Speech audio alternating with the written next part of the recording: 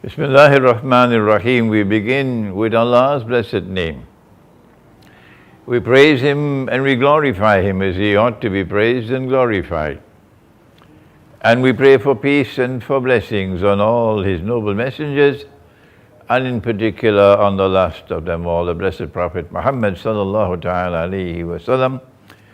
As we greet you on this, the 7th day of the month of Shawwal in the year 1442, I believe it's the month of May in 2021, and I'm greeting you from the city of Lahore in Pakistan, the famous city of Lahore. And I'm back in Lahore after some 20 years. I arrived in Lahore 2 days ago, and very tired after driving for some 4 to 5 hours from Rawalpindi. But yesterday I began my work in Lahore, and I began appropriately so. The first thing I did was to go to the grave of that outstanding scholar, Dr. Israr Ahmad, and pay my respects at his grave and make dua for Allah's kindness, Allah's forgiveness for him, and that Allah might bless him, inshallah, with Jannah. I also met with some distinguished scholars yesterday, Professor Dr. Naqvi, who is the Dean of the Faculty of Islamic Studies at the University of Punjab. I also met with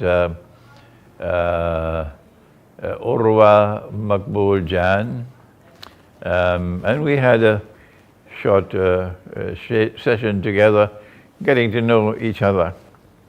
I met several other people yesterday. This morning I went to meet with a Sufi Sheikh, and today I'm now recording my first video in Lahore. And our topic is Pakistan and the Great War. This is a follow-up to the last topic on Turkey and the Great War. In that talk, I had to recognize that Turkey is a member of NATO, the North Atlantic Treaty Organization.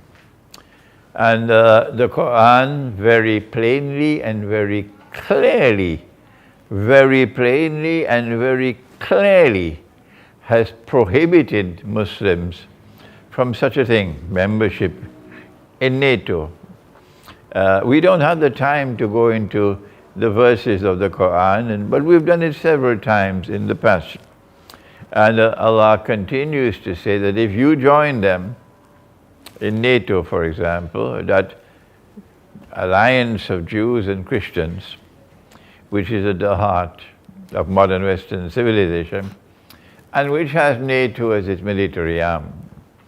I have to say these things because there are those who seem to be deficient in thinking. So I'm sorry, but I can't keep on repeating and explaining all the time for those who are deficient in thinking. And even though I explain with clarity, they still don't understand. If you join them, you no longer belong to us, you belong to them. وَمَنْ يَتَوَلَّهُمْ مِنْكُمْ فَإِنَّهُ مِنْهُمْ.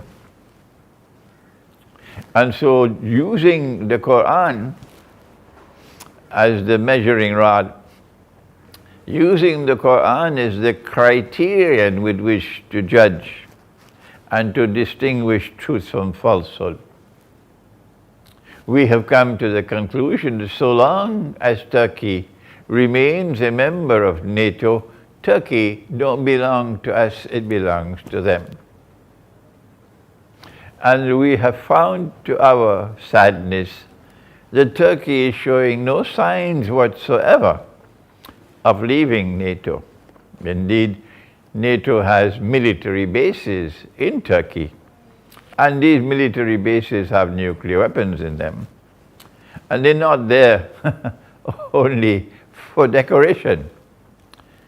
We are of the opinion which we expressed in that video, and you are free to differ with us, but if you differ with us, you must tell you what is your view. We are of the view that when the Great War starts, when NATO, which is lusting for war with Russia and China, provokes that war, and we expect it, and we hope we are wrong. Let me repeat it. We hope that we are wrong. Even though we repeat it, they don't hear me. We hope that we are wrong. We are expecting that war to take place during the 4 years of Joe Biden as President of the US. And we expect that by the time the war takes place, Turkey will still be a member of NATO. There's no sign showing any possibility of leaving. And so we are of the view that Turkey would be obliged, according to the law of the treaty by which you join NATO, to join in the war against Russia. All of this is simple to understand.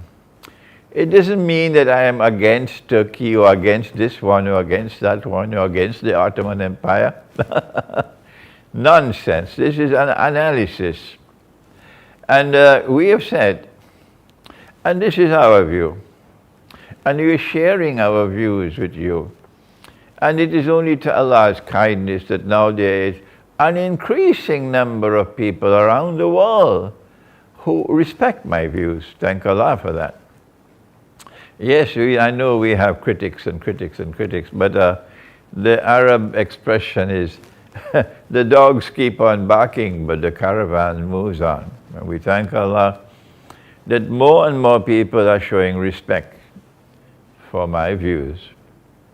And that is that Russia is now the most powerful military power in the world. And there is much in Surah An-Naml to explain that. And that if Turkey joins in the war against NATO, then nuclear missiles will fly from Turkey against Moscow. So will Russia sit with its arms like this, folded, with Turkey, NATO's missiles, nuclear missiles flying from Turkey to Moscow and to Russia? The response, I believe, from Russia would destroy Turkey. This is my opinion.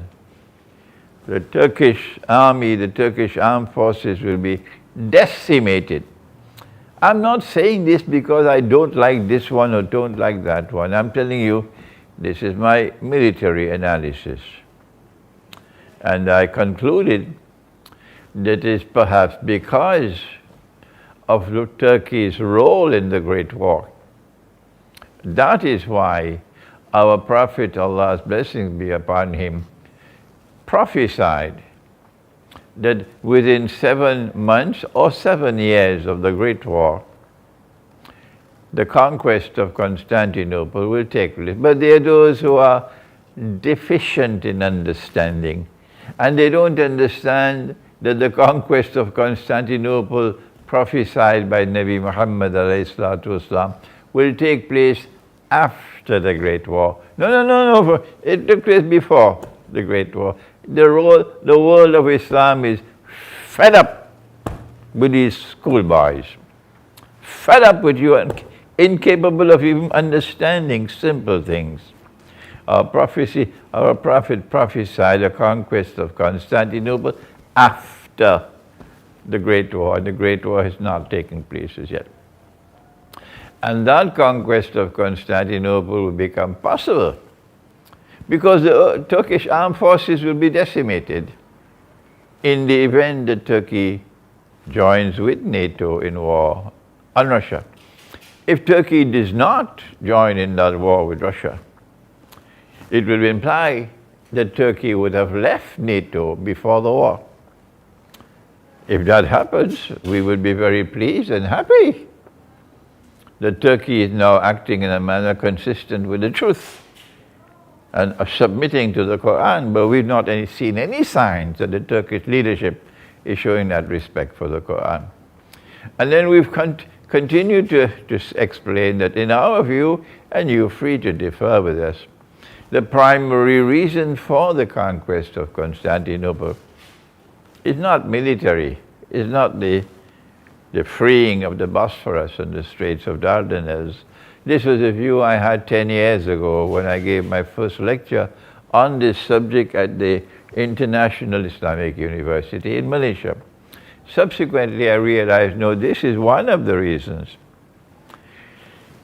that the Bosphorus and the Straits of Dardanelles will now be free from NATO, and that the Russian Navy will be able to pass through and enter into the Mediterranean, and that's bad news for Israel.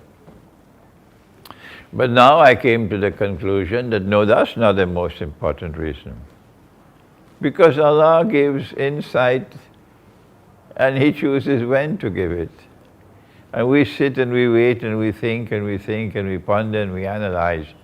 And then the insight comes when it comes. That the primary reason for the conquest of Constantinople, whether they like it or they don't, whether they agree with it or they don't, is irrelevant. Because they would not have the power to prevent it. And that is that when we conquer Constantinople, we will return Hagia Sophia. When I arrived in Pakistan 6 weeks ago, I arrived to a country and a people who are all supporting the conversion of Hagia Sophia for the second time to a masjid. But in these 6 weeks that I have been here and explaining the subject from the Quran, I have not found even one Pakistani, not one, who has come before me to support it. Now they all agree, at least those who are meeting with me, they all agree that no, this was wrong. To convert Hagia Sophia to a masjid for the second time, shamefully, disgracefully, sinfully. So this is a good sign that Pakistan can be saved from this brainwashing. And when we return Hagia Sophia to the Orthodox Christian world, then, says the Quran, at that time you see the fulfillment of the prophecy in the Quran that you'll most certainly find those who will be closest in love and affection for you, to be a people who proclaim their identity that we are Christians. So it's not you who will decide who are the Christians who will be closest in love and affection for us. Thank you, we don't need your opinion. Thank you, keep your opinion to yourself, because this is the Quran. The Quran is not telling us that you will identify those Christians for us. So show respect for the Quran. The Quran is saying that they will themselves proclaim, we are Christians. And that's how we know them. They will proclaim, we are Christians. And we are the ones who are closest in love and affection for you. And I am seeing the sign that it is indeed the Orthodox Christian world, and the return of Hagia Sophia to them, 600 years after it was taken from them, shamefully, disgracefully, sinfully, it's now returned to them. And they will be crying. There will be tears flowing in the whole Orthodox Christian world. They will be crying and crying and crying when we return Hagia Sophia to them, even when they have not as yet received it. And they're listening to these words of mine in Greece, in Thessaloniki, and as they listen to this video, they will be crying. They'll be crying. So tell those who celebrate the conversion of that Christian cathedral to a masjid, tell them they got just a little time left to continue with their nonsense. And then we'll get rid of them.